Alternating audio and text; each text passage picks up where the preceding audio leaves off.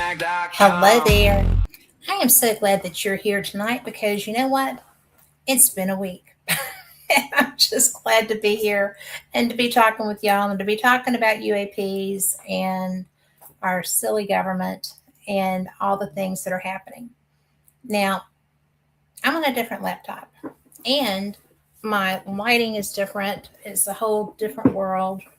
And so you're going to have to bear with me. We have had a laptop get stuck between something somewhere.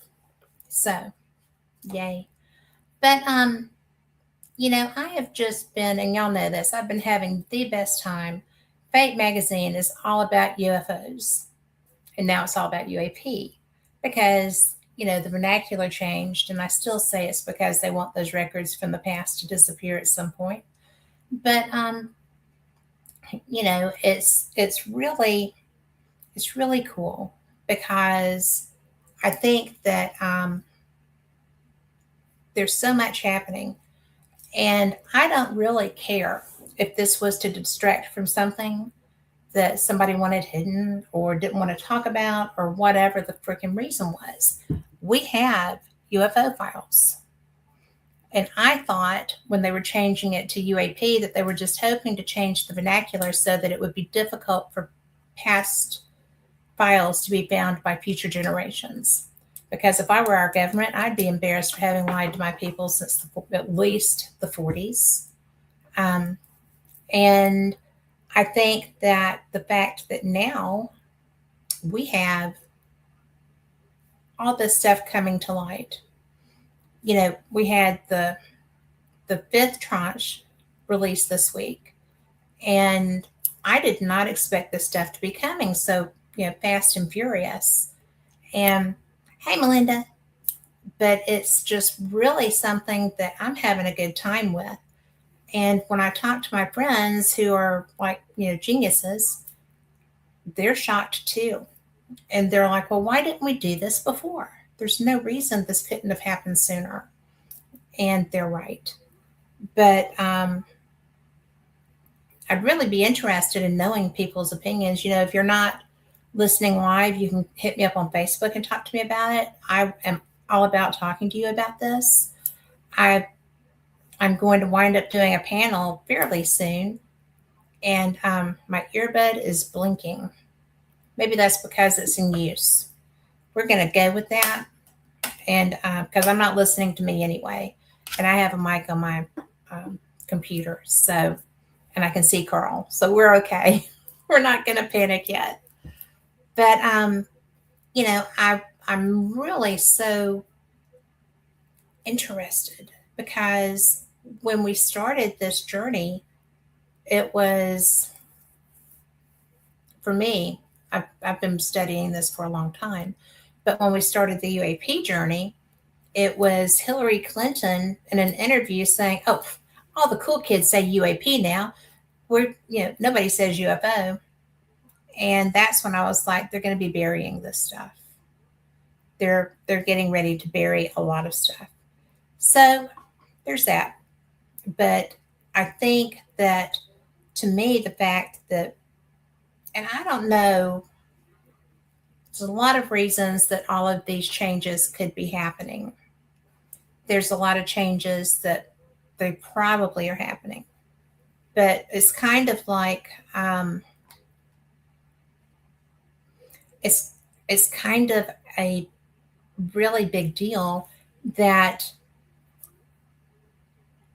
I think it's a big deal that Trump was the one that did this because nobody likes him. He wasn't going to get brownie points for doing it, right? Not from the majority. He wasn't going to get a lot of recognition in the media or whatever because nobody has anything good to say about him. And he decided that, by God, we have had this for so long. It's 1947, and there was one before that, a couple before that. And so now we've got people that are talking about this. And we have scientists, all of my little, my little rocket scientists, but all my rocket scientist friends are just, They're not giddy because they don't get giddy. They're very professional, but it's something that is hitting all walks of life. Because you've got cowboys that are riding herd. You've got drunks that are getting yeah, they're wasted on their way home, and then all of a sudden they're shocked sober. I mean, I have talked to people that went through that. There are people who would never have believed that this was a real thing. They still don't. Even with all of these files coming out, they still don't. And because it's a diversionary tactic. Yeah. No UFOs, no alien craft in the sky, nothing that's blowing our Air Force, which is the best Air Force in the world, off the map when they go by, because they're not as fast. And we don't have the maneuverability that these little dots have, right? And I found something really interesting in this group of files. I have a good girlfriend who used to be the voice of fate back in the day. That we first met when I was at an investigation at Sloss Furnace, and she was the host of Fate Magazine Radio, and she was doing a live show there. Her name is Chase Klotsky. She is one of the most fierce, wonderful, and brave women I know. And I just think that everybody should have a Chase. I really do. But she and I were talking. Come to find out, she was a MUFON. She was a big deal in MUFON.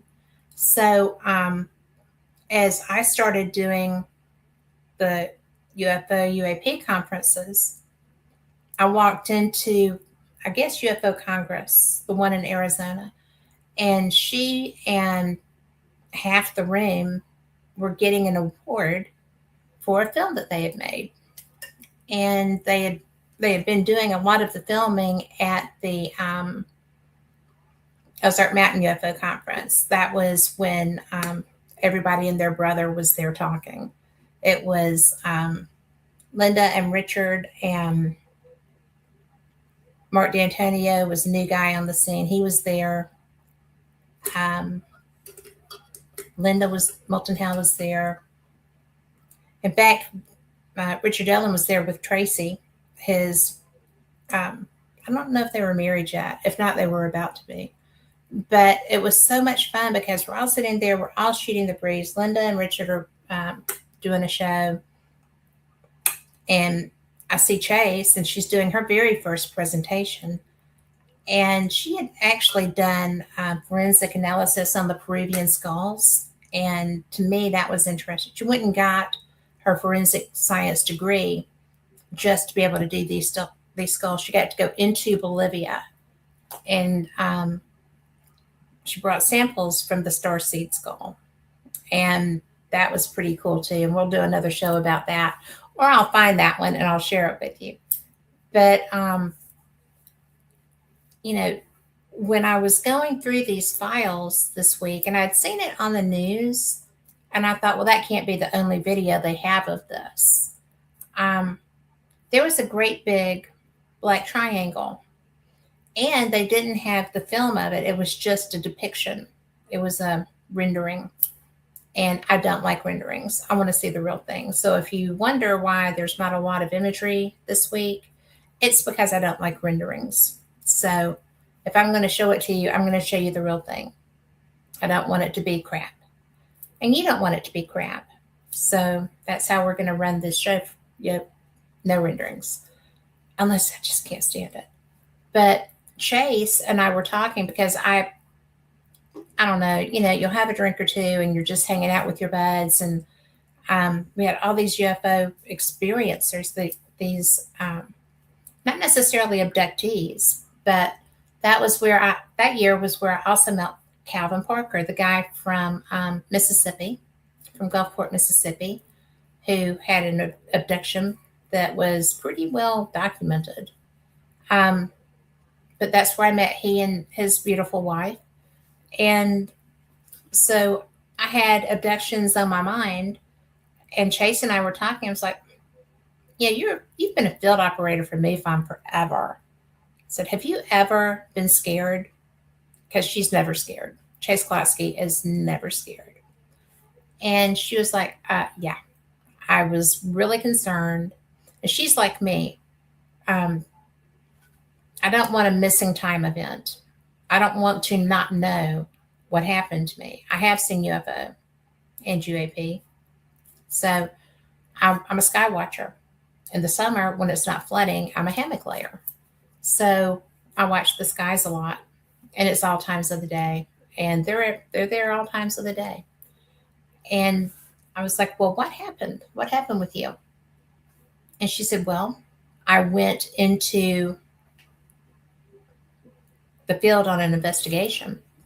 And while we're there, a huge black triangle came toward us. I was like, what did you do? Because, like I said, she doesn't run, and she is a field investigator.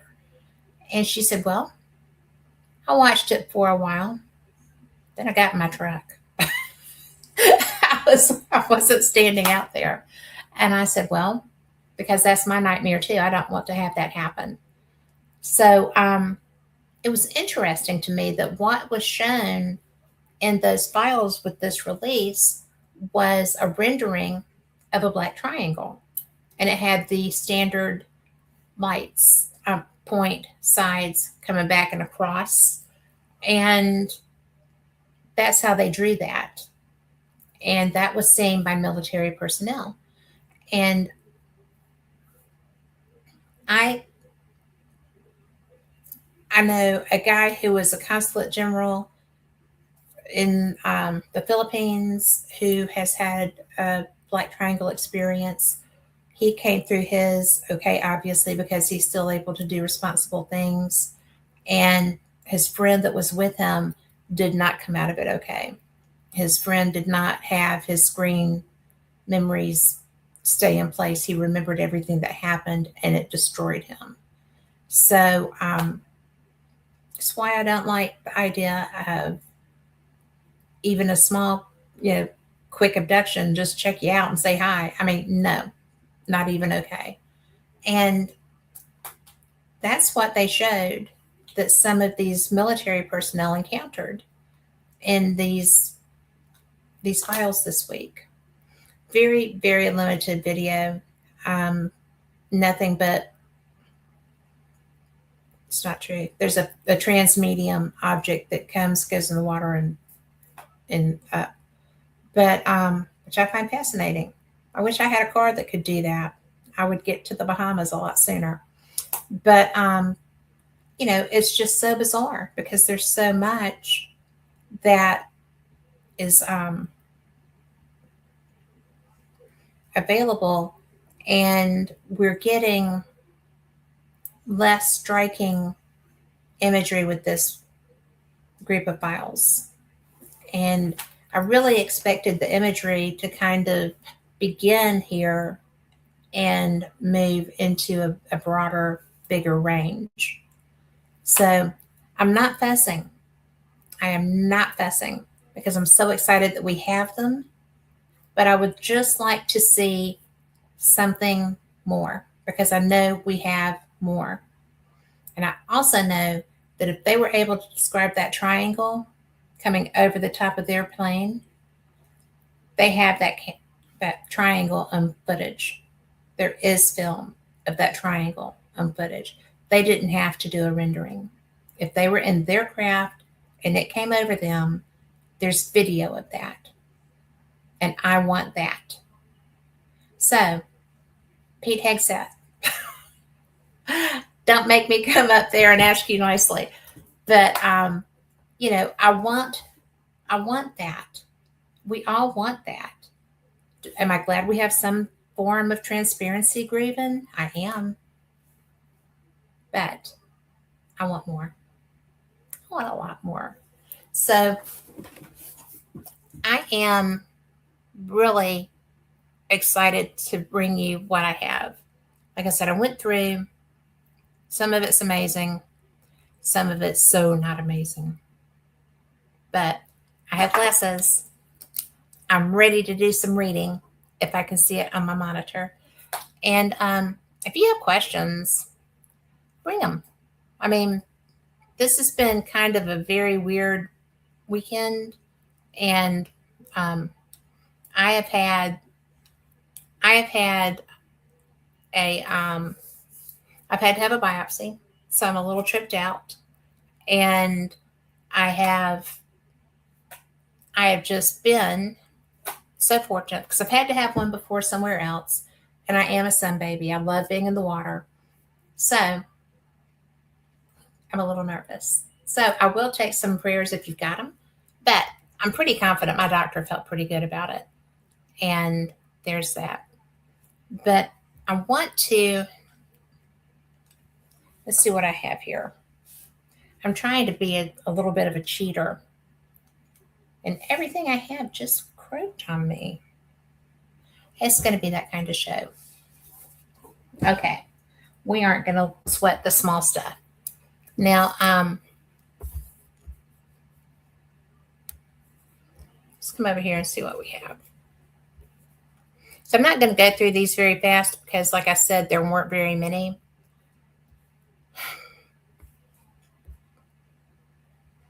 This is a NASA UAP.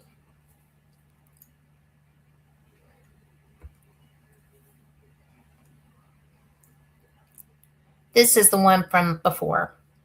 And I wanted to use this again because I used it when I did a show a couple of weeks ago. This is something that NASA astronauts caught. And you're going to start here. This is, see that triangle right in the middle? This is something that was caught by a NASA astronaut as they were circling Earth. They were, I think, getting ready to do a reentry. But an astronaut caught this on film.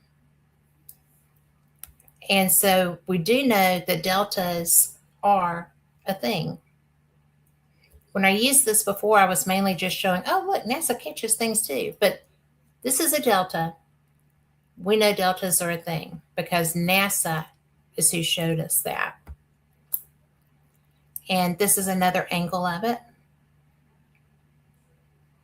And I'm really surprised that they let this one go because the next image is of it whoops, I went the wrong way.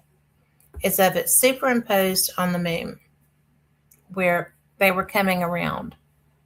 Carl, it's right around in here somewhere, right here. So that craft did not go away. It did not flit away. It stayed while they were circling the Earth. They got that shot. And, you know, and this is once they got past it, I'm sure, and it went ahead and got on the face or between them and the Earth so they could see it superimposed. And that's a pretty big deal, I think, because for the longest time, we were being, I'm going to kill this light. We were being told that there was no way. NASA never saw anything. There was never anything dropped on the moon that made any noise. There was never anything that, you know, nothing that we heard out of the NASA program could possibly be true. And when I first started doing this, I got so excited because I found, and bear in mind, I'm a ghost hunter. That's what I have done throughout my paranormal interests. Interested in UAP, not really one to talk about them. And so when I started doing Fate Radio, I knew the history of Fate, but I'm a ghost hunter. So I talk about haunted locations, different paranormal equipment. I talk with ghost hunters from all over the world. So far, I've been able to investigate in a couple of countries. And I love it. I love what I do with that. And then when it came down to it, I started researching UAP. And that's when I found out that, oh, well, they're just reclassifying this. They're not changing the files. You have UFO files and you have UAP files. That sounds like somebody's trying to be a little sneaky. So I started researching it, and the rest is history. And I am knocking that camera everywhere. But this is something that's going to be affecting all of us. It's going to be affecting my grandchildren and yours. My children are already amazed. My grandchildren that are old enough to be are. And, but you have to be careful how you talk to even tweens, because it's still a scary topic. Because who's flying them? We don't know. Well, what are they doing? We don't know. Well, why are they coming here? We don't know, but a lot of people say they've been taken. You don't want to say that to a 12, 13-year-old kid, because then they're going to want to know what happened to them while they were gone, which is also scary, because a lot of people have done research studies, homework assignments, whatever. Travis Walton's presented as bugs until he started tripping out and tried to kill them.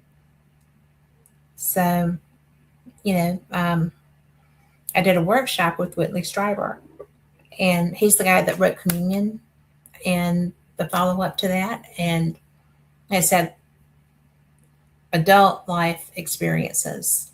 And so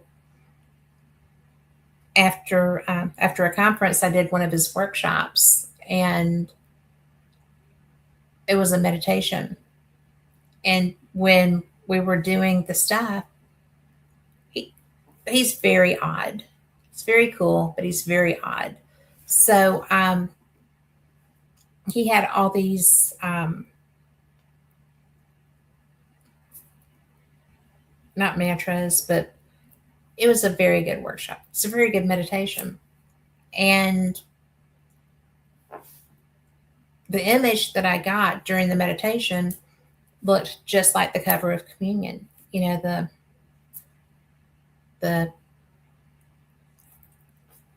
ow.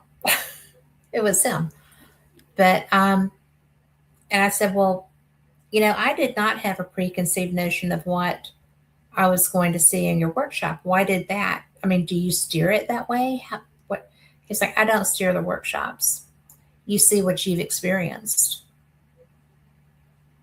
I said, well, I don't know what to think about that either. So there's all kinds of weird things that you can come across in this field. It's so much fun. But we primarily tonight have documents, which means we're going to be seeing some specs. And it's not sexy. It's not, a lot of anything new.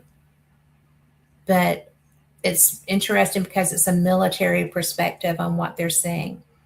And I know a lot of jet jockeys. I used to live in Destin, Florida, which is where there's all kinds of pilots that train down through that area, as well, obviously, as Pensacola. And they're not as reticent about talking about what they see anymore. If they're in a classified area, they cannot talk about it, obviously. The experience itself is not classified anymore, I don't think, because I'm hearing more. And I'm really excited to see what's going to come with this. We've been lied to for so long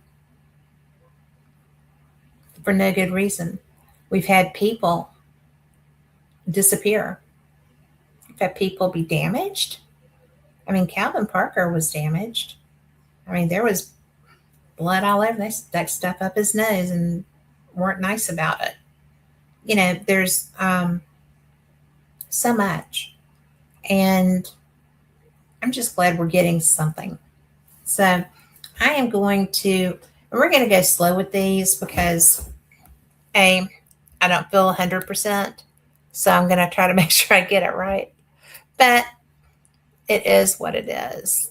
Now, these are fun. We're going to look at this as fun because it matters how we approach them. And this is 19, is that a 63, Carl, or 53? I think it's 53. But this is U.S. Naval Photographic Interpretation Center, U.S. Naval Retrieving Station. Receiving station is from the OIC, officer in charge, to the Director of Naval Intelligence. And it's the interpretation of movies of unidentified objects progress report on. Conferring letter DBI. Y'all can see this. DEI, I'm going to make it bigger so I can see it too. DNI, Director of National Intelligence of 322 Y5. RTA, all the stuff. Confirm letter, Chief Tropical Division, U.S. Air Force. PIC conference letter. And it's just like reference A is a request from U.S. Air Force for the interpretation of movies of unidentified objects taken in Utah, July 2nd, 1952. Included among the enclosures are approximately 300 feet of processed 16 millimeter color motion picture film and a list of questions for guidance in determining the type of analysis desired. Reference B requested interpretation of additional movies taken in Montana in 1950. This report supersedes Reference C and presents the test procedures and methods designed to answer the questions contained in Enclosure 7 of Reference A. The results and analysis were performed by the photogrammetry division, evaluation department of this center, and do not necessarily represent the official attitude of the Department of the Navy or this center. Threats and tests and procedure. Plots. The film exposed in Utah is in very poor condition, dry, brittle, and with a tendency to break. After initial viewing in the duplicate process, some color correction was made to permit better viewing of the objects. To prepare plots of the objects, a stop frame projector was rigidly mounted at a fixed distance from a finely ground glass screen. The magnification was 22 times, given a format size of 14.2 inches wide. This proved very satisfactory and could provide a shadow-free image which overlay plots could be made. And so, well, I just scrolled everything up, and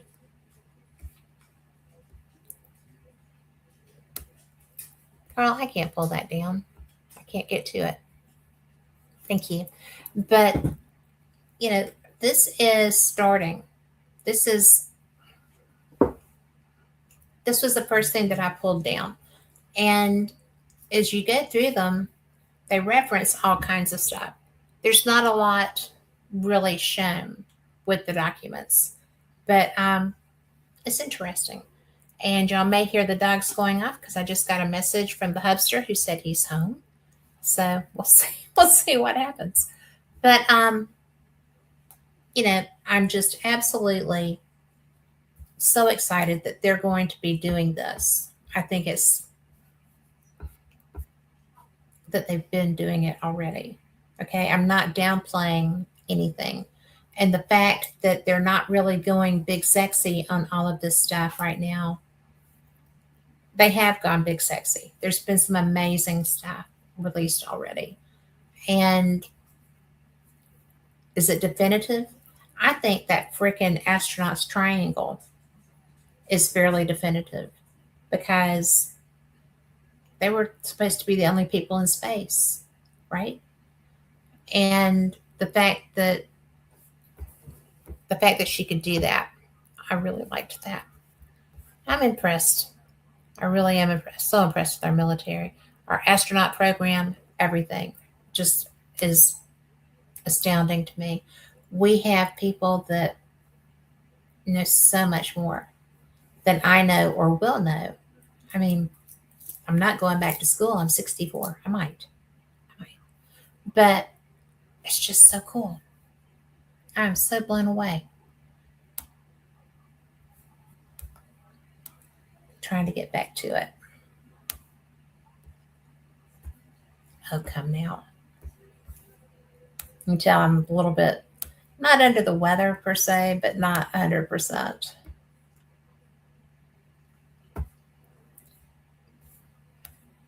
Come on. I'm having to blow them up so I can see them. So this is also the U.S. Naval Photographic Interpretation Center. This is May 4th, 1953. Again, the OIC, Security Information. And again, to the Director of Naval Intelligence. So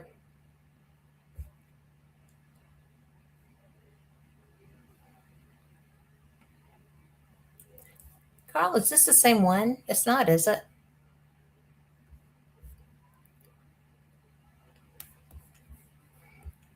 Let me ask him. Is that the same one? Okay. This is 2. Okay. This, why is nothing working on here? There we go. Okay.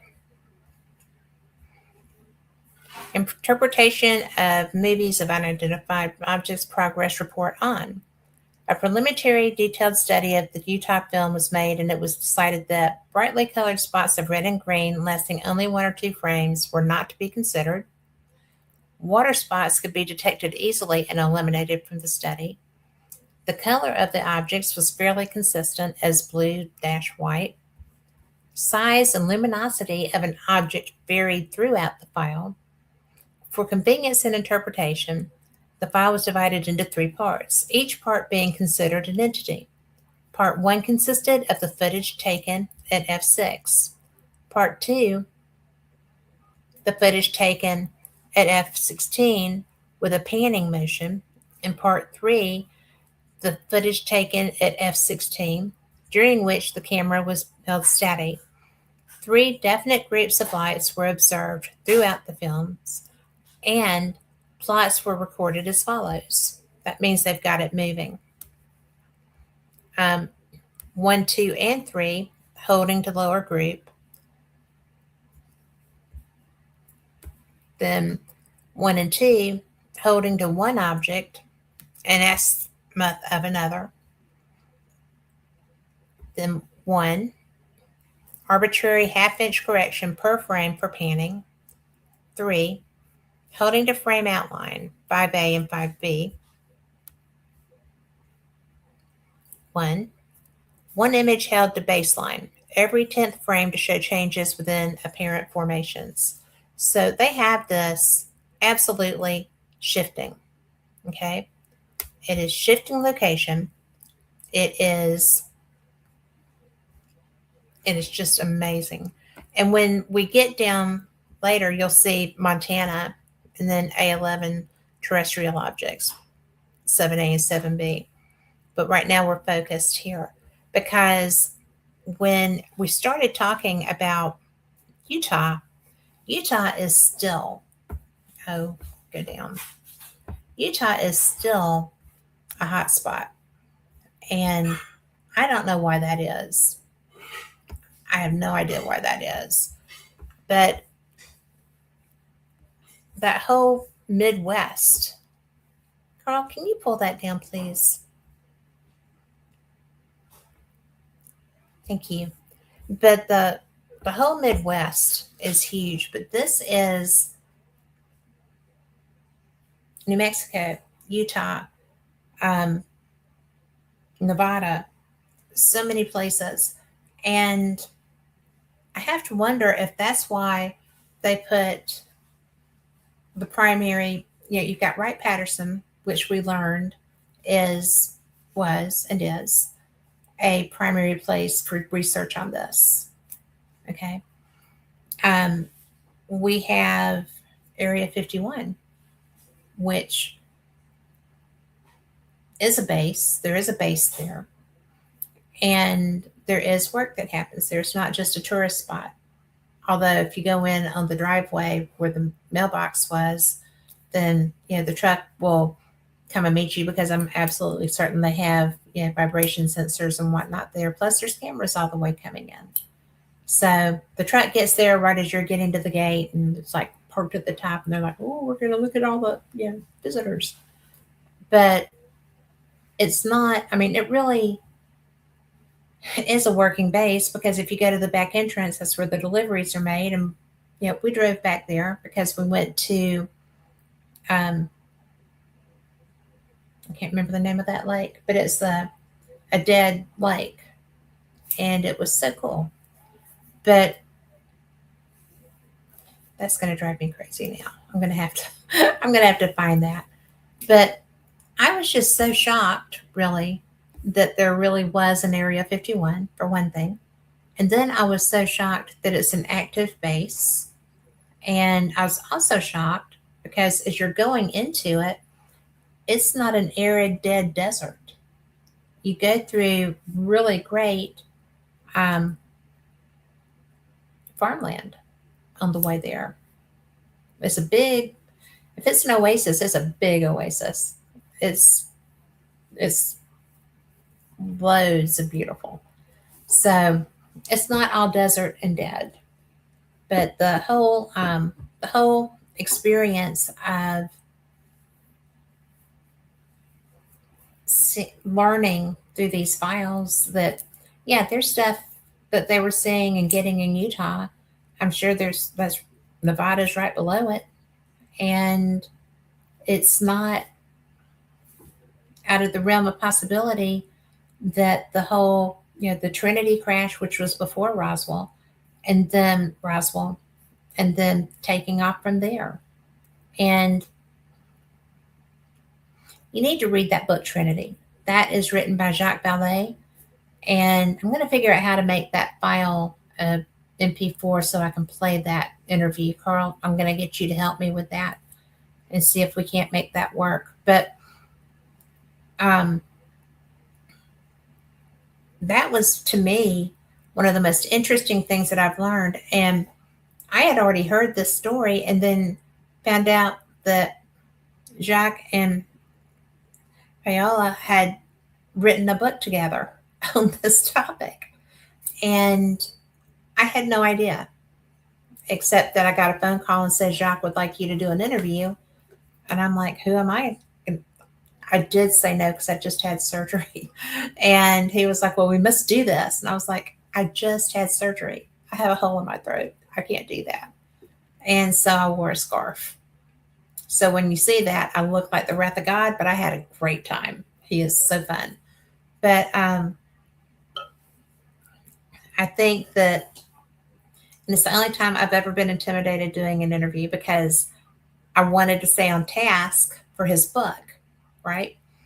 And I had 257 million other questions I wanted to talk to him about. So it was hilarious. I was just like, look at me doing an interview like this. But he was really great and really kind, and I liked him a lot. But that was, to me, a book that really opened my eyes, because these were pre-Roswell. Trinity was pre-Roswell, and it was still working with a base in that area. And this was, I guess this was what, 45, maybe a little before. It was a couple of years pre-Roswell. And there was a military base already out there, because that's where they did the testing grounds for the nuclear weapons, right? For the atomic bombs. And which Stanton Friedman was part of. Pretty cool. But then, they had telegraph lines that went down the sides of the roads. The only reason they knew anything had gone down was because it clipped the tower, the pole that this telegraph line was on. So they lost communication. And the rest of the experience was just bizarre, because it was a crash. There were, pilots. There were 3 people, 3 aliens in it. And it was just the most interesting thing because I had no idea that was a thing. And then when I learned that it was, I was like, holy crap.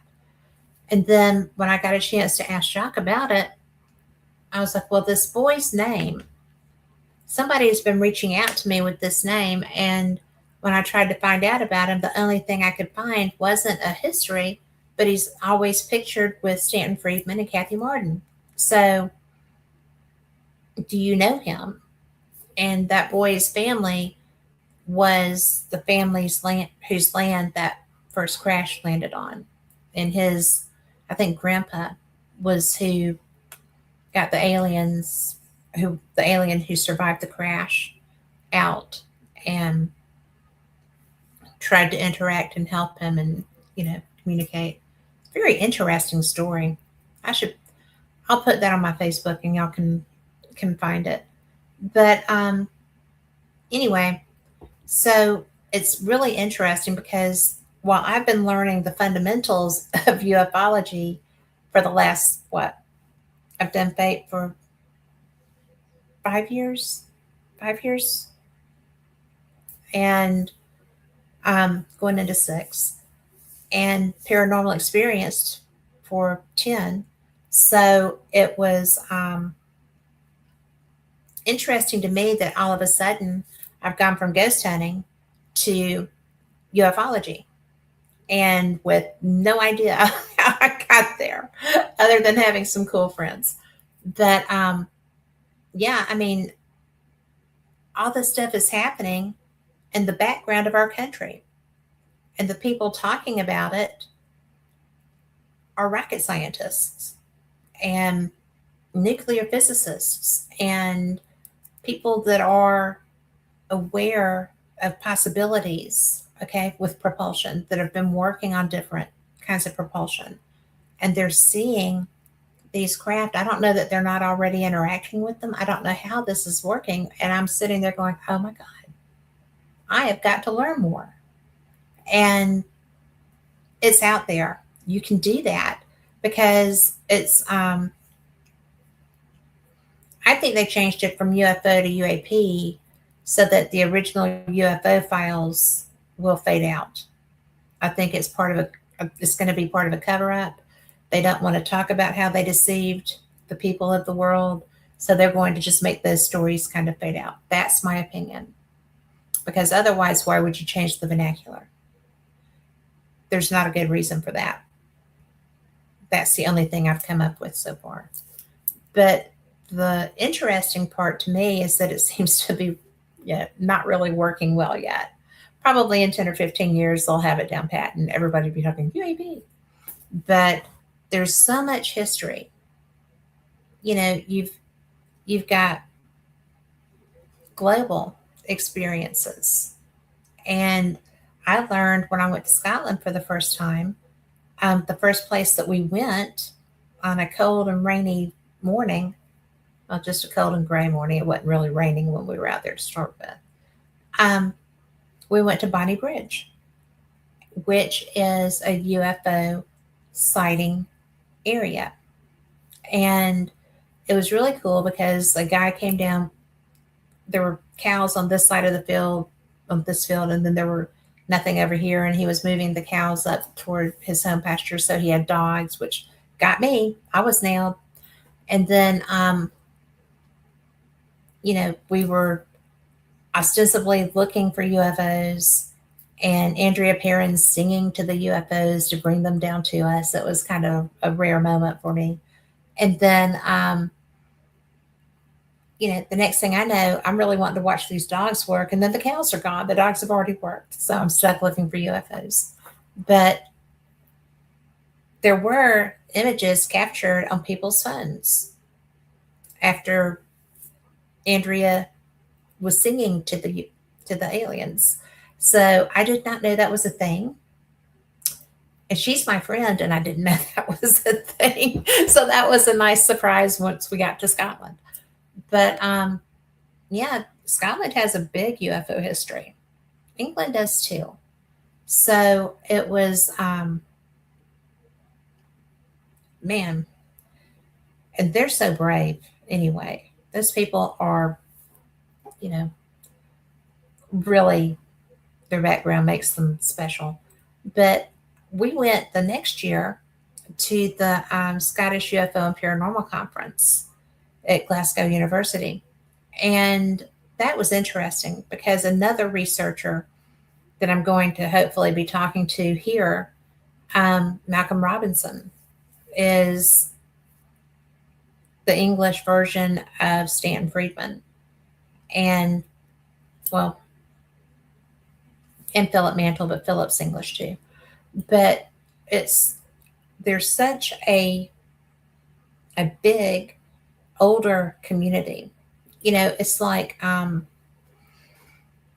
Stanton used to laugh at me, but he was a good friend, so he got away with that. But because I would be trying to grasp this stuff and compare the experiences really to paranormal things, because it is paranormal, it's not a normal thing. And now we're being told, oh, yeah, probably it really is normal. So you can just roll with that now. Okay. But I find it interesting because, like I said, I do think this is going to be conspiratorial, really, because they're not introducing it as UFO slash UAP. They're going to make UFO go away, which is going to make future generations not able to research that. And I think that's shoddy. I really think that's shoddy. But what are you going to do? I just think that I wish that y'all had been able to go to that Scottish Paranormal UFO Conference, because Scotland has a lot of witches. And it's really interesting to me because of their witch history. We had nothing on them to how they treated the women that they thought were witches, generally women whose husbands just wanted to get rid of them, that kind of thing. I'm pretty sure that's what most of that was. But they have a new witch museum too if you go over there. I'm not going to it. I'm too much of an empath, and I don't think I would cope with that well. But, you know, the UFO side of it is something that, you know, they're not hiding any other history from us, really. But that's going to be gone. And it makes you wonder, why is this such a big deal? And because they consider it so, I guess. But I think we're just going to have to wait and see on that, because it's going to be fun. But I have to tell you, I'm having a flippin' blast with my side of the stuff, because the imagery, the reason we have documents is because the imagery was not very good that came out with this. And we do have, I think these are not the new ones. Oh no, but that is that really cool one. Well, look at that again. I love that they're putting these files up, because I love seeing these different craft. And some of them, two of them, have blown me out of the water, because I'd love to see them. They're beautiful, and they're freaking huge too. They're probably the mothership. But you know, I just think that this is amazing. Now, whoop,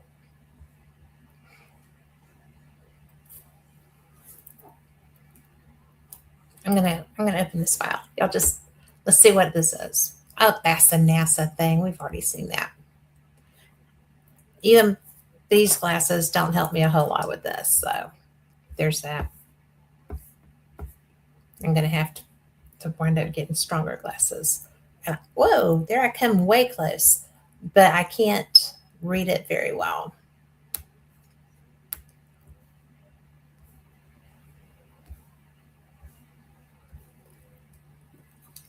perhaps. This one is the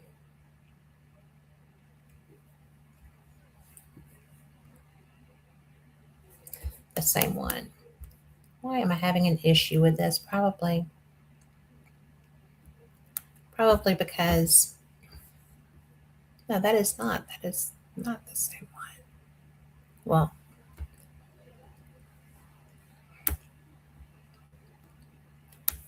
Well, there I am, back and forth, back and forth.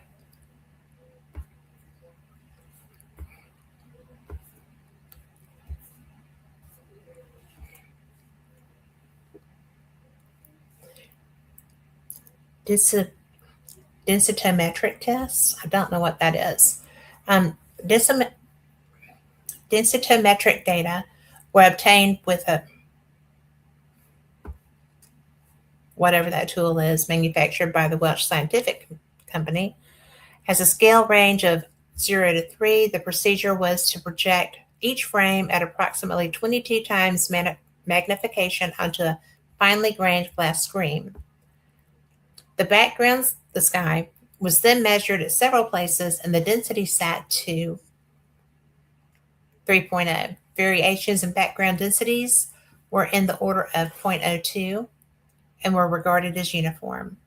A set of 3 readings were made of each of the 7 objects in Part 1 and of the single object in Part 3 of the Utah file. Readings were made of the entire Montana file. Enclosures are graphs of the density readings obtained of the 2 lower groups of objects in frame 1 through 129 of the Utah film.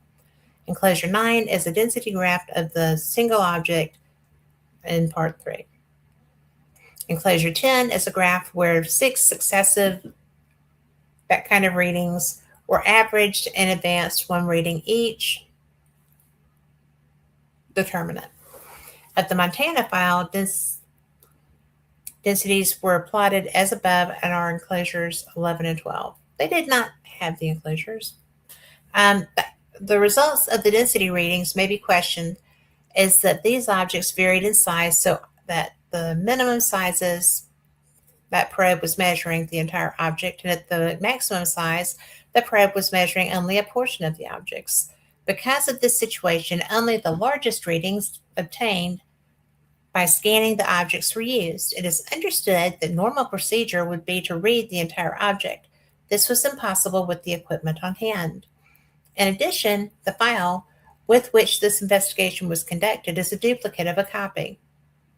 This raises the questions as to whether the central portion of the objects were burst out during the duplication processing. Density readings were made to compare the clear areas and the objects. It was found that the minimum difference is 0.4. This indicates that relative luminosity may still be obtained with the procedure used. Concurrent with the density readings, relative sizes of the objects were noted in order to correlate distance and luminosity. Enclosure 13 is a plot of the same object wherein the relationship of distance and luminosity can be detected in the Utah files. Answers to questions. Answers keyed to the questions contained in this enclosure 7 of references A are hereby presented. They supersede those contained in reference C and present the final analysis as requested. So that guy is scratched out and it's no longer confidential. So there's that. But, it's just one of those things that I don't know what most of that means, and that's okay. I don't have to. But I would like to. Okay. I do not know what they were trying to do. And I don't know why they were separating these files. And it doesn't make sense to me. Again, unless they're trying to have confusion. And maybe I'm the only one confused by this. I don't know. So, Carl, are you confused by this? No? You are? Okay. He says he's confused too. So I'm in good company. But, I just don't understand. And I think it's going to be so fun because I hope that this continues. I don't see why it wouldn't. Right now, they're on about an every week thing, which is good. But it's one of those things that you just really want to see and to understand and to know why these things are showing up. And I just want to I want to learn what this is. I really want to learn what this is because some of those craft, there's two of those um, files that they've shown that the craft are just beautiful. And it's like, well, how is that functioning in that way? It looks like something that you would see in, um, well, Close Encounters. You know, that mothership was flipping huge. And it was it was presented as a disc, right? A saucer. And but it had all of the beautiful parts hanging down. And we saw two of these in the files that were equally beautiful. And it would just be so nice, I think, if we could have the, oh, hi. It would be so nice if we could have an understanding that maybe these are from different places, that they're not all, do we know where they came from? Did we track them here? Do we know why one of these looks like a cathedral and one of them looks like a beautiful geometric pattern that you would color in a Zen note crayon coloring book, right? I mean, they're so pretty. And I would go on it. Hey, Jeremy York. It's just one of those things that, man, is so cool. And let's go back to where I have lost my assets. There we go.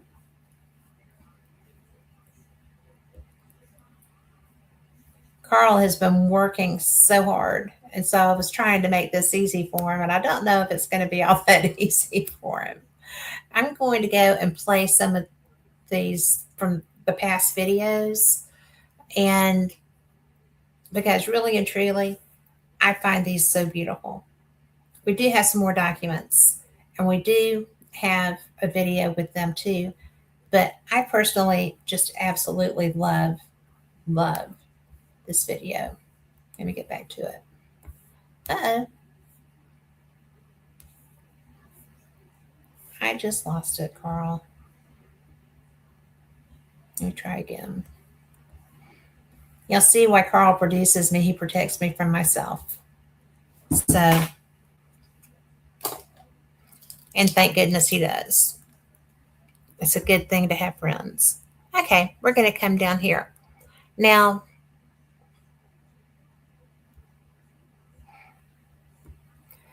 when they're talking, look at that.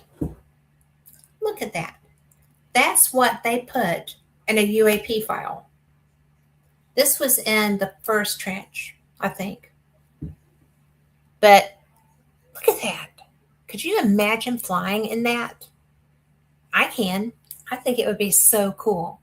And so they do have a sense of the aesthetic, which, how do they do that? How does it not break?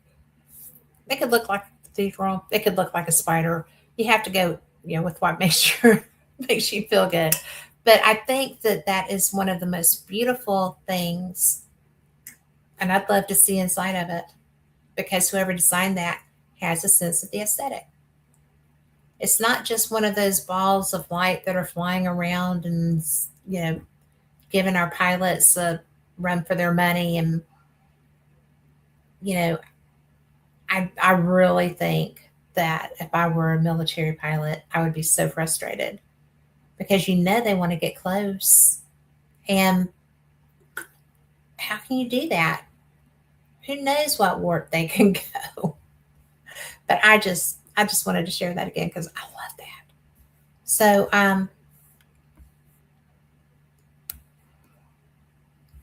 I have, there we go. glasses.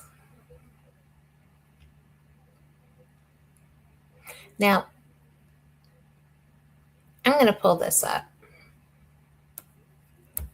Oh, that wasn't it. It's still good. This is when they're talking about interpreting the movies, okay? A progress report. And the figures differ from those given in reference C and were computed from measurements obtained under more controlled conditions. Acceleration was determined from that formula. And the maximum acceleration, 21,168 miles per hour. 21,000 miles per hour. Seriously. And then we've got the maximum deceleration of 32,448 miles per hour. Seriously. It is crazy. And then the velocity and acceleration determinations are also made from a Montana file we've heard them talking about. In this case, terrestrial objects appeared in the film and were held to be controlled. Subsequently, the velocity and acceleration determinations are considered to be more reliable. On the assumption of B and C above, the maximum and minimum velocities of the left object are 13/4 and 361 miles per hour, respectively. For the right object, they are 11,117 and 189. And the accelerations were computed as maximum acceleration of the left object, 14,016. Right object, 12,640. I mean, we can't even fathom this, right? The determinations were made from a total of 322 measurements. It's noted that the acceleration and determinations were in multiples of 12.5 approximately. This may be of significance, although no study has been conducted to determine this. Velocity and acceleration were treated in subparagraph 6 above.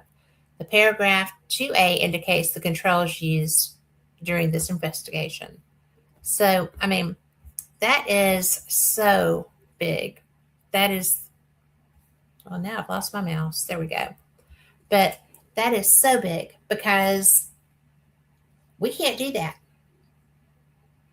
We've been flying for, 100 years, 200 years? We are nowhere close, not even a little bit close. And not true. We can get off our planet. Okay. We can safely lift off with enough engines and rocket fuel under our butts to get to the moon, or to get something into orbit, or to get something without a human in it heading out of our solar system.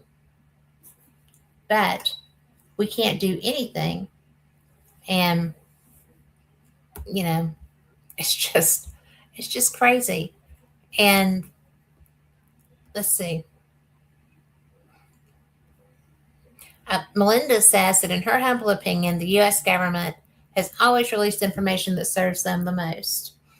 Yes, we all know the truth, but the government is determined to control the population. But they're losing it on this topic, Melinda. I think they are. And in that report, she says that she does believe that they're attempting to,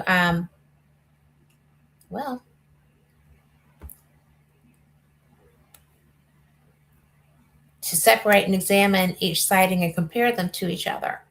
They are, but 21,000 miles per hour is Mach 30. Yes. Those are the speeds that meteors experience as they burn up in our atmosphere. That's not SpaceX, she says. And it's not. I'm so glad that you know these things. So, it really is some of the most cool stuff that we're learning. And however they're doing it, we know now that it can be done, right? I think that is probably the best thing that we're getting out of this interaction with these craft is that, we have been We have been plodding along, getting here, getting here, getting here, but it's taken so long. And I've often wondered if that was because the government was afraid to tell us that, this is what we're trying to achieve. We're going to go off planet. We're going to get, I mean, there's a reason that some of our craft are, Voyagers. They're explored, and we can't go with that, which I think is tragic because we cannot maintain life to be able to get back. And we really need to be able to find a way to do that, in my personal private opinion, because now I'm too old to be one of the volunteers for it. And in my younger days, I would have done that in a heartbeat. So I hope that we get to the point that we're going to be able to have more knowledge, more sustainability for us as we progress. I mean, we're not really making that much progress on this. What is your question, Melinda? And I don't mind a different train of thought. I'm always about, we'll go where the conversation takes us. Or as Sheldon says, go where the music takes me, kitten. So we're good with that. But I am just so, I can't believe that they're actually telling us this stuff. And I haven't heard anybody else talking about these speeds. I don't know why, because this proves it's doable. Now we just have to find out what process they're using to make it work. And you can't tell me. I know there have been craft crashes. There have been UFO crashes. And I know there have been retrievals. So surely they're working on those. That's what I think. So I just love this stuff. I'm such a nerd. I get this excited about ghost hunting too. Just if you're ever at an event where I'm, participating, I get thrilled. I love to come across things. So it's a good time. I'm trying to see.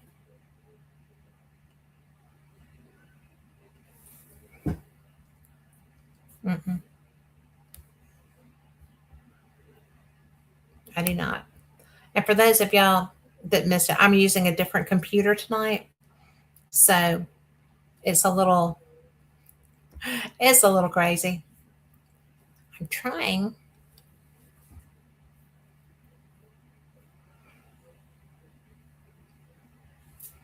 I'm pretty sure this is one we've already seen. Oh, no.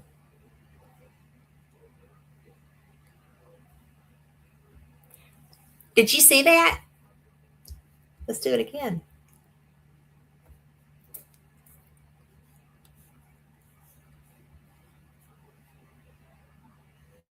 That's from 2023. That's a fairly new video. And zip zoom. I would love to be on something doing that. I love roller coasters too. But I don't know. It's just the coolest. The craft that, the two that we saw, and I do not have that other big pretty one in here, and I hate that. But they're just so flipping fast. So let's come back up here to the documents. See what this is. I have to make it big, guys. Oh, okay.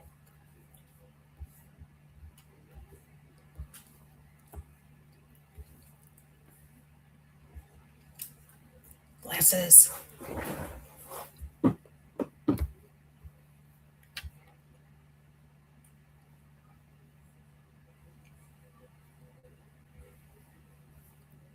Okay.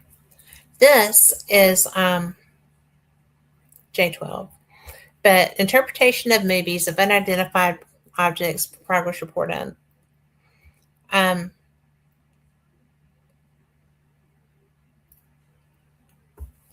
I don't, no, this is not.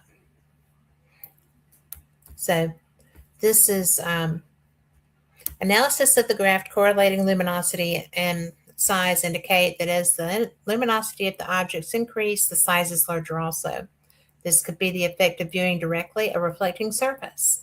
This is considered not probable because of the length of time they were viewed continuously on the film, approximately 96 seconds, and because of the angle through which they were photographed, approximately 60 degrees. It is felt that if these images are reflective surfaces, blinking would occur during a period of 90 seconds while passing through an angle of 60 degrees when photographed at the rate of 16 frames per second.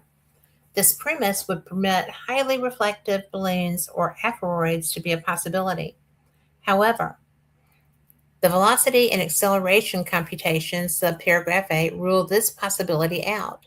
It appears, therefore, that if these objects are of a reflecting surface, they are of a design, speed, and power not commonly known. The velocity and acceleration attributed to the objects may be caused by light reflected off a highly reflective surface onto an atmospheric screen, where a slight angular turn of the reflective surface would appear as high acceleration. This possibility is considered not probable because of the sun angle, an atmospheric condition reported at the time of photography, and because of the variations in luminosity which, under the above conditions, would remain constant. It is the majority opinion of the group conducting this analysis that these images are light sources. This will explain the non-blinking factors. In either case, light source or reflective surface, it appears as if the objects are of a nature which we are not able to identify in terms of natural phenomena or commonly known man-made objects. There is no indication of what kind of objects could have caused the images except that they must be of a construction, design, and material not commonly known. This is indicated by the computed acceleration rate and velocity. That should be velocity. Answer 8. For the same reasons, birds, aircraft, and balloons are ruled out. An analysis of the charts relative to movements indicate that there were group and individual movement. Within a group, it appears as if the individual objects are moving counterclockwise along the line of sight. They will appear to fuse into one. As they continued along their paths, it will appear as if one object became two. This occurred at regular intervals at approximately every 25th frame, as plotted in charts 5A and 5B. So there is that. And now I have my screen stuck. Carl, I'm trapped. Now oh, that helps. I was on the wrong part. Like I said, different computer. I'm learning. So, hello. There's no way. This is not us, they're saying, even if we could fly that fast. And these are, what is it? I did not pay attention to that date. But, it's really, it's blowing me away because we do not have that capability, as they said themselves. And how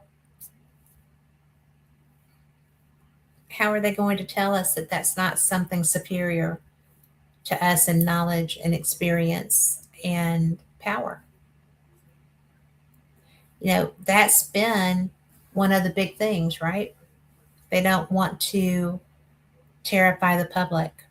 They don't want to, I've always said that War of the Worlds, the radio show, was a trial run.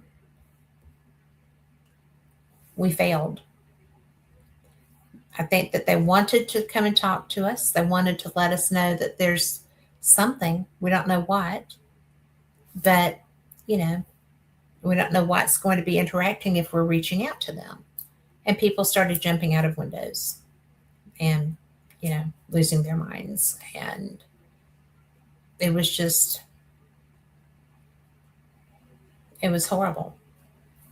And I think that is the reason that they don't talk to us, that our powers that be have lied to us for so long. And it's bald faced freaking lying. We know that. And we're over that. So,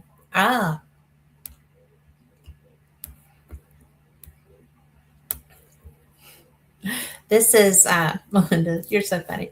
She says, what if my fave sequel, UFOs coming into our solar system, are part of our next life agenda? What if they're here to manage us? You really want to be managed? I don't. What if they're coming around to check on how we as a species are faring? And she says, that pairs with the whole question of what happens after our human life here is done. Can this all be part of a reality that is dictated to our dedicated to our physical bodies and minds here on Earth? I do not rule that out. I don't. I think that there's. I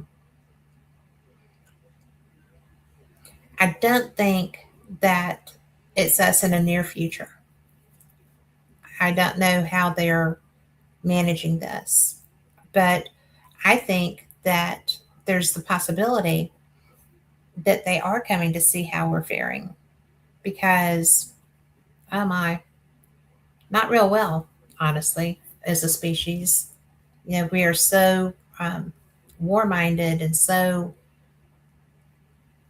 quick to judge and so ugly to each other. We have so much murder and chaos and crime, and you know, it's I think that the last 8 years have seen a real degradation of human behavior, and maybe longer than that, but definitely the last I feel like the last administration, where there were no checks and balances put anywhere, was a real problem with the people that we were letting in. And I saw a lot of the same behaviors when I traveled overseas. So there's that. You know, it's really something, because my grandma used to laugh and joke and say that, you know, the aliens lock their doors when they fly by Earth, because we're such a warmonger world. And yeah, we are predators preying on each other, but we're allowing the predators to prey on us. Yeah, there's no stopping. There's very little punishment for being that person. So 10 years really began the decline. Yeah. I don't think it's been a whole 10. I think that, you know, when we started seeing no controls, you know, you have to have controls in order to be able to monitor behaviors and to correct negative behaviors. And all of not necessarily European nations and such, I don't think, but I know that our methods of immigrating here were just thrown in the barrel. And we didn't know who was coming here. We still don't know who came, because it's very easy once you get here to just kind of disappear and go on and do whatever agenda you came in with and live your best life and, you know, plot and plan and do whatever. But it's really, it's you had desperate people coming here, that desperate people coming here, and then you had all those children that have disappeared. And if you're going to do that to the most vulnerable and the weakest and not give a rat's ass, then you should be held accountable for every one of those people that you put in that position. And nobody has faced any accountability. Nobody's found any of those children. Nothing seems to be being done about that. And I think that what happened to all of those missing children is what we as a species are going to be judged by. Because you cannot do that to the most vulnerable of you because you lost a generation. There's enough children missing that their little villages and countries that they came from lost a generation. And I hope that we get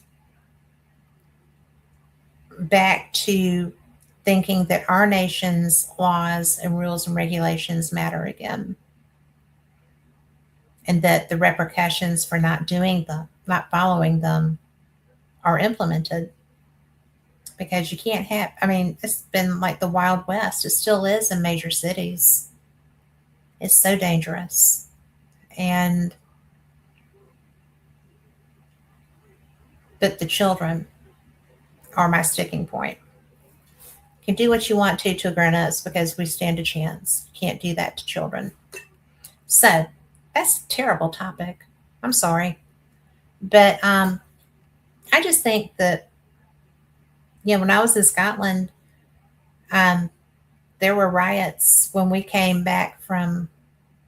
were coming back into Edinburgh from Roslyn. We took a Uber because it's only like 20 minutes, 12 miles, well, with traffic and stuff. But, it was just, we got caught up in a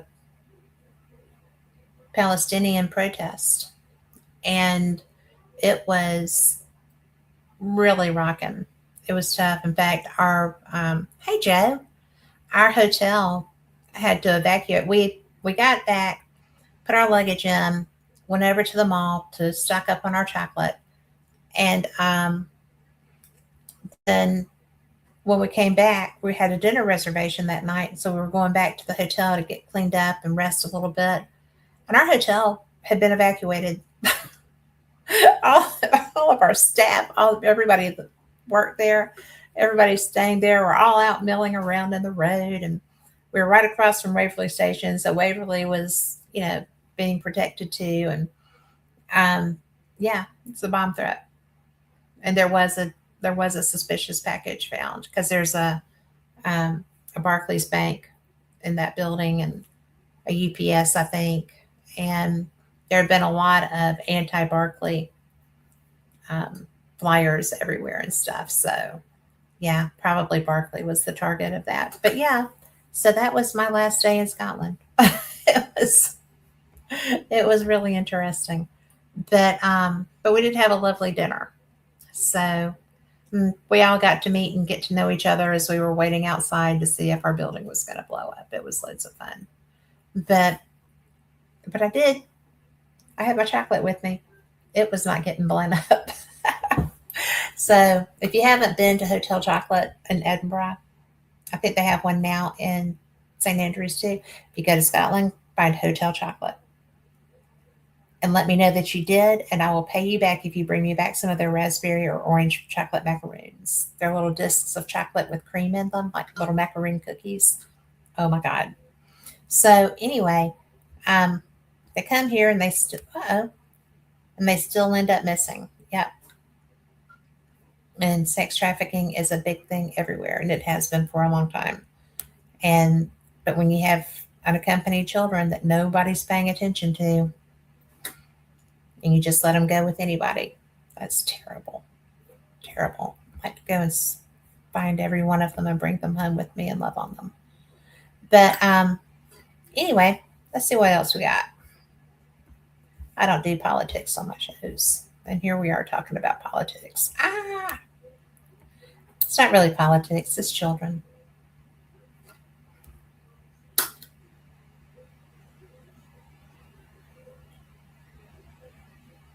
Well, that's an FBI file. What are you? Okay. I told you I don't do renderings. I'm going to not show this right now. I'll show it to you before we go.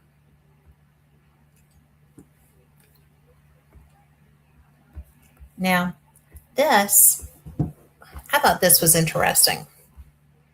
and they were trying to plot where the different craft were. And this is kind of like almost like flight patterns, I guess.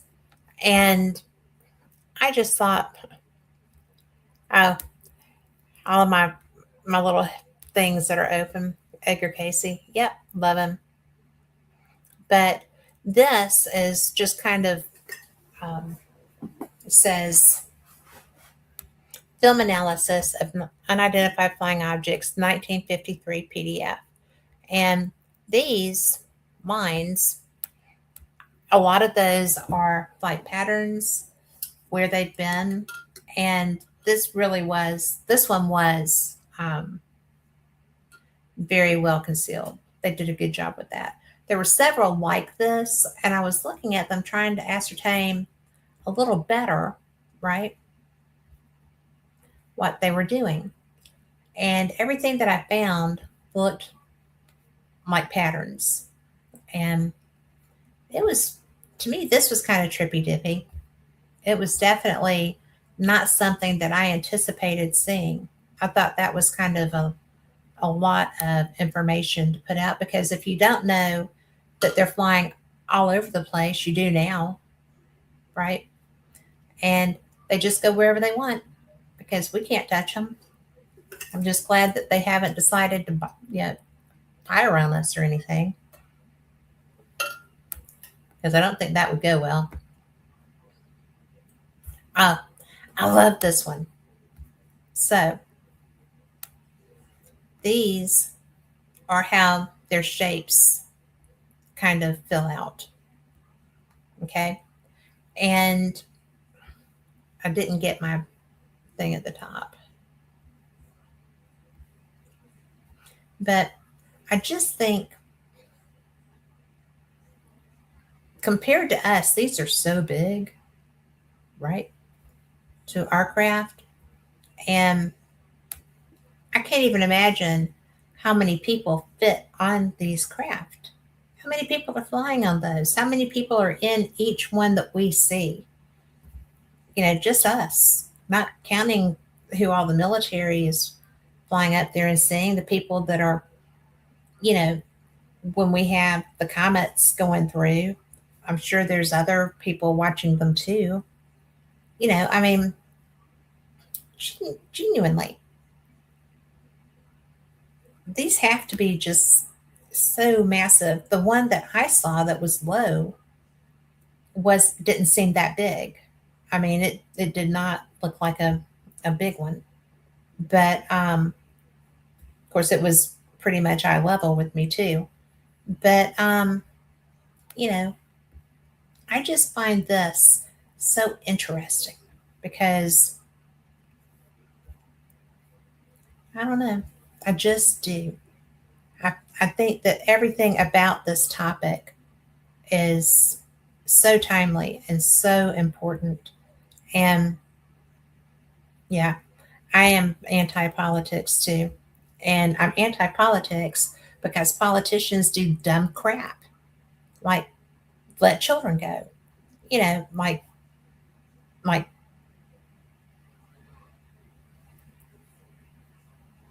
all this stuff. Politicians should not, politicians should have other responsibilities than taking care of us. Do something, do the book work. Just do the book work. Don't do anything else. You just take care of the details in the filing system, and we will let your assistants figure everything out, because I'm sure they know more than they do. So, I do not do political shows, Melinda. I don't care for it. I was a political science major in college, and because I found it fascinating, and it was something that I learned is not fascinating. I like to observe, but I don't follow one side or another. I learn from everybody, and I build my opinions based on that. And I think that I think that's what everybody should do, because if you can't open up your mind enough to have a conversation, then you shouldn't be trying to force an opinion on someone. You need to be able to converse. It's a really great art, a really great tool. And if you can't talk to people, you can't come to a reasonable understanding either. You have to be able to communicate. It's all about communication and not in your face. You're the bad guy, you're the demon monster, you're the, whatever. Just have to talk. Talking is where you get solutions.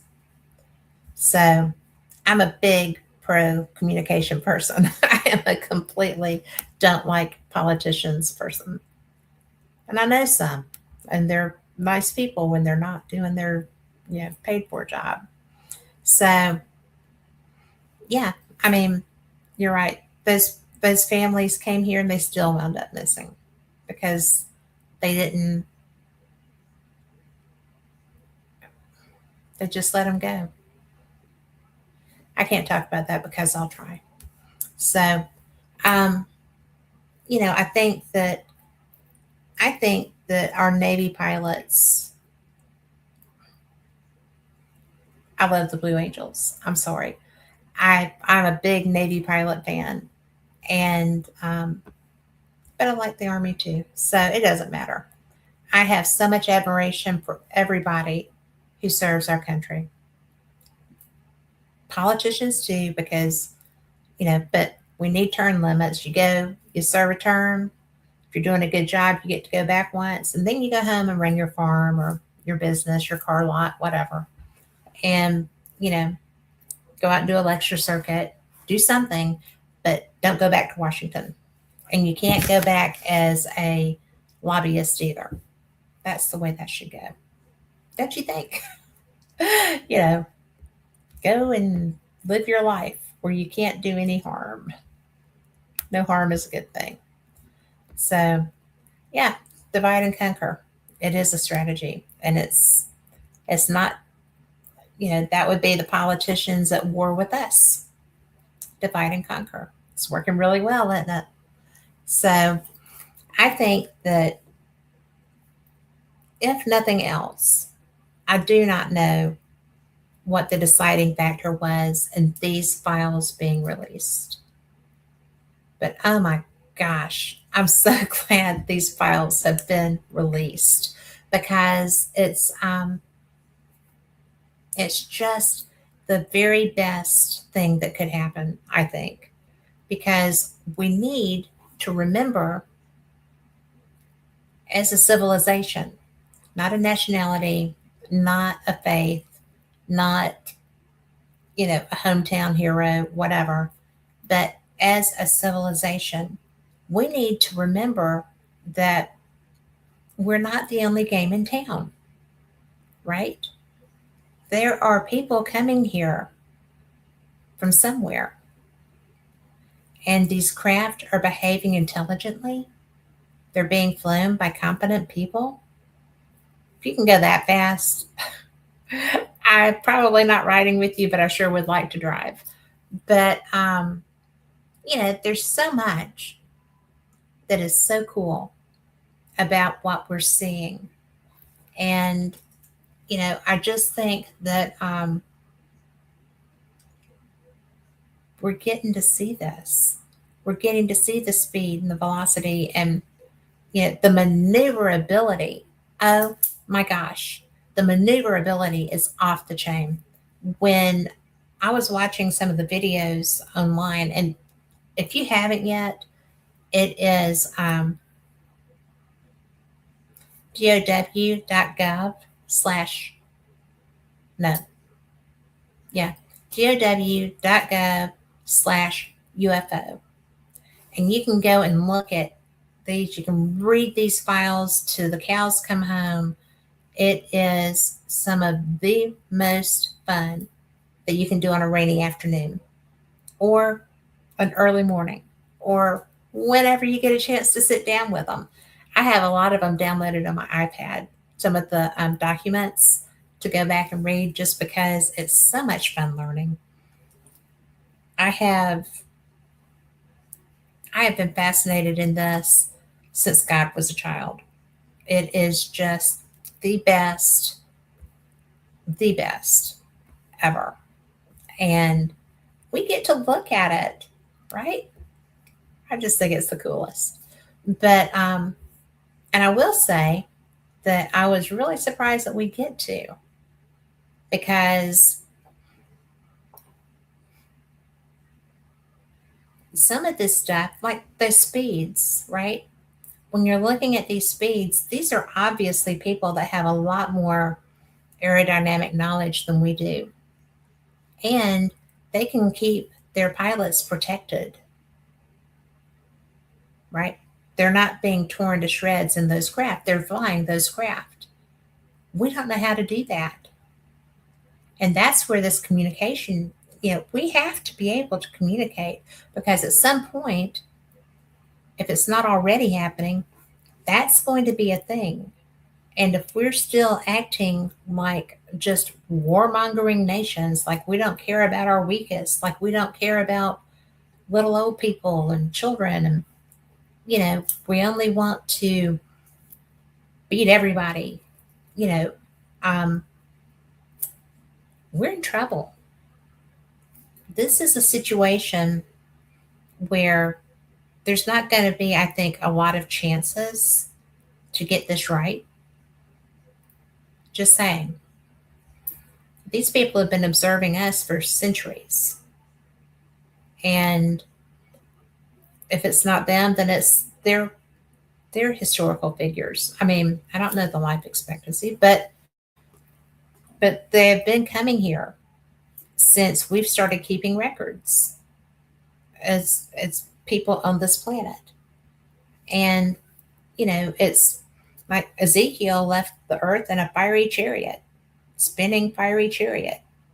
So that's biblical. That's been a while. And if they have been coming here and choosing not to interact with us, then they must not think that we're worthy. And that should be alarming too. I don't think we should be terrified.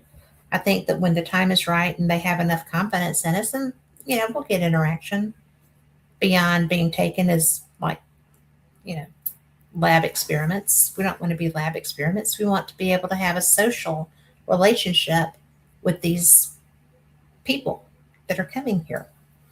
Even if they're us from the future, they're still not approaching us. And if they're us from the future, they've probably done their history homework and know what we were like before they came. I think that there's really a chance, and I hope that we get that opportunity to interact and to learn more and to see who's flying these craft and to talk to them and to learn from them. And I would like for them to think that we were worthy of that, because the alternative is really not groovy. We we need to be able to understand we're already not the sharpest tack in the shed. We're not, by virtue of the science, their science versus our science. We're not there yet. If they're us from the future, I think they would be interacting with us by now, unless there's some prime directive that says don't do that. But somewhere, somehow, we're going to be in a communication environment, and I just hope we don't shoot them down or try to. So perhaps checking to see if we're learning the lessons here or not. Yeah, I'm a little scared of that one too. That's that's that's funny. Nuts and bolts UFO fascination. Mine too. I love it.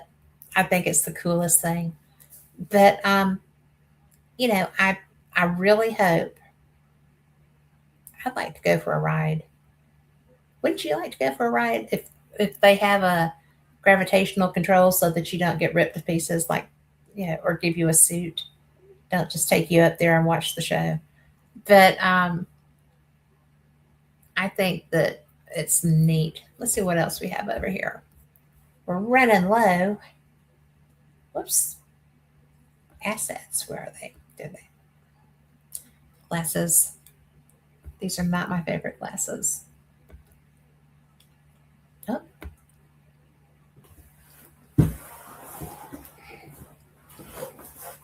Okay. I am going to show y'all a rendering before we go.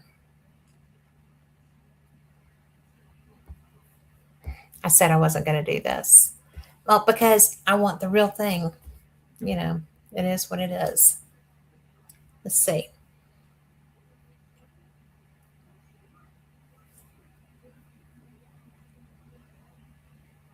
I don't have that other pretty one up here anymore. Drat. That second craft that was just, oh my gosh, so gorgeous. Now I'm going to show you this. And I know 3 people who have seen this, who have experienced this. One of them had a very up close and personal experience with one. And his mind wipe worked. His friends did not. His friend ultimately was very unhealthy as a result of his experience. But I don't know why, because I know that they have the video of this. But y'all seen this on television, so it's not a big deal to y'all, but I like it. This is that digital rendering of the triangle. And what I'm not seeing on it is the lights. They have a light on each corner. And actually they have 2 lights on each corner. But this is what my friend Chase saw when she was in a yard doing a field investigation for MUFON. That's what was coming over them. Another friend of mine had an abduction experience with one of these and had implants. And the implants matched a pattern of another friend of mine that lives in a different part of the country. They both had the same pattern right above their knee. And the first one was a runner, so his were affecting his running. He went to the doctor. That's how he found out he had them. The other person had no idea that they had them. And I do know that the people that have seen this had such a sense of dread. And I think probably it's because they are freaking massive and they're silent. You explain to me how that's silent, okay? But they are. But they have lights. So I don't get that. I just don't get that. I think that's kind of wicked and cool and a little freaky. So I think that if I were to see one of these, you can't run. Where are you going to go? Right? They're freaking huge. But I don't think that these are like Death Stars. I think these are probably the scientific side of the equation and the researchers of the equation, just based on the places that I know that they've been and the outcome of people's experiences that I've heard and learned about. So I don't think they're scary, but they just look ominous, right? They're coming at you. They're dark. They're silent. They're huge. And when they get over you, you know exactly how small you are, is what I've been told. So, there's no, can't get away from it because it's huge. It's kind of like when a cat catches a mouse, like, but doesn't grab it, or when a hawk is flying over and everything goes to ground. And I think, Melinda, that that's exactly true. She says that she thinks she would say it would change your life forever if you were to see one. Well, I don't know if it would change your life more than seeing any of them, but it would be very much more intimidating because I've seen craft, but hi, they haven't been over the top of me. I couldn't make out a definitive shape. I just saw them moving. And, well, that's not true. I have seen one, but it didn't look like that. But it was, it's just such a bizarre thing, totally bizarre thing.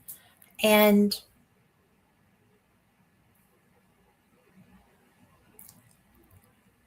I don't know. I didn't like the one that I saw simply because it was level with my gazebo, because I have a retaining wall behind my gazebo. And so it just came in and it just cruised on. And it was in a cloud when it got to, started. And then it came out of a cloud and then the cloud caught up with it and it went on. So I wasn't intimidated at first until it came, the little lippy part came out of the cloud, and where there should have been a window wasn't one. But I felt totally like I was being watched. And I was on the phone with someone. I was like, do not hang up. Do not hang up. I do not want a missing time incident. I need you to stay there the whole time. Just be there. But it was intimidating because I knew it wasn't somebody I knew. And they were in my backyard watching me.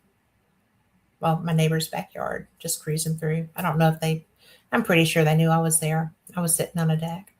But, it was very intimidating in my head because I couldn't see who was in there, but they could see me. And then they just, the cloud caught back up with them and it went away. So there's that. But I think this is, I think it's beautiful. I love the fact that it's symmetrical. But this actually, the pilot said that this is what they saw, but this is a rendering of it. I wanted to see that. I wanted to see that video. I wanted to see it coming over them and how they reacted as it went away, because I know what badasses our jet fighters are. So there's that. So, I know we've got about 12 minutes left, and I'm not going to talk anything else even vaguely resembling politics because not my color Kool-Aid. But, I am going to say, if you're familiar with a situation where there are children that need help, please call someone. It doesn't matter what language they speak. They'll find an interpreter for them. But if you know of any children that need help, please help them, because they don't have choices and things that their grown-ups put them into. And maybe they have a grandma somewhere that would like to help them, take care of them. Just saying that. But if you liked tonight's show and you want to see more of these files, I intend to do this every time there's a new release. And I'm also going to go back through and I'm going to go back to some of the first ones, because I think that I might have missed some stuff. And I know what I'm looking for now, so I think I'll be much better at it. But I'm going to be doing some more of this information because, when they finally decide that they want to come clean with us, then we need to be educated. We need to know what they're going to be coming clean to us about. And I am just so blown away And I don't know if these are going to continue going forward after Trump leaves office, because they've been so hidden up until now, right? So perhaps they'll be put back under secure. No, you don't have a right to see this. Well, we paid for this. Our taxes paid for all of this, the planes that went to go fly with them, and the cameras that they were using, and everything else. We do have a right to see this stuff. And so I'm going to continue to bring this stuff forward. And if you have something that you want to bring forward and share, then just reach out to me. You know, I'm on Facebook. I am on YouTube. I am on my Twitter too, pretty sure. And, you know, just find me. And if you have an experience that you want to share, I'm all about it. I'll get you on here and we'll talk about it. I mean, I want to know. I have so many friends who have had interactions, abductions. Um, if you're uncomfortable with an abduction, I'm not going to push you on that. I'm not that person, you know. But if you need somebody to listen to you, I will listen to you. But I think that I just love this topic so much. This is it's our tax dollars. We own this footage and they've been hiding it from us. We paid for this. I hate that. So we'll continue it. And it's just fun. I just think that I think it's a good thing for us to actually be able to say, hey, did you see that? Did you see that? Well, this is right here. Let me go pull that up and I'll show it to you. I'll send it to you. We'll talk about it. You know, we can do that. We have all this information just floating around out there, and we can do that. So we're going to do that. But, you know, if you are interested in having a conversation about ghost hunting, if you want to talk about different locations, if you have any in particular that you love, then we can talk about those too. And, you know, just reach out to me. My email is paranormalexperienced@gmail. So send me a message and, you know, we'll have a conversation, or, you know, schedule a show or schedule a research topic and just have fun. I'm ready to get back out in the field a little bit, and we will see what we find out. But mainly, I'm loving this. So thank you so much for being here. I think I might be a little early. I can't see my time. Well, maybe 7 minutes, but I definitely have 7 minutes in me. Carl's used to that. But I'm just really glad you're here, and I appreciate that. And I appreciate all the support on this too, because a lot of people are like, why are you even talking about that? So why are you not? How can you not be talking about this? It's so cool. And I get so excited about it. So it's a good thing. Carl, do you have anything that you want to add to the UFO UAP part? Oh, he says no. He is not. Carl is definitely a paranormal investigator and a jam up one too. So, and he's probably tired because he also is in mid-season with his food truck. And I'm sure that he has been cooking and cooking and cooking. And I tell you what, his food truck is amazing. And it's veteran owned and operated.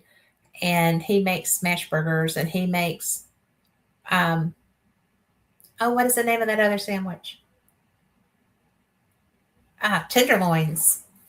Tenderloin is his specialty. And they get at all these places that don't have restaurants or don't have a lot, and there's events held there, and so they'll go and set up for the events, and cook everybody good meals and have a good time. So there he is. Can you hear me now, Kat? I can't hear you. Okay, well, I'll tell the folks anyway. This last weekend, the dinner bus was up in Unionville, Missouri, where the tornado hit. We were serving people, helping them out for 3 days up there. So Kat will hear this on the replay. So thank everybody for listening. And thank you, Carl. So I I don't know why I could not hear any of that, and I've got my earbud in, and it's supposed to be working. So there we go.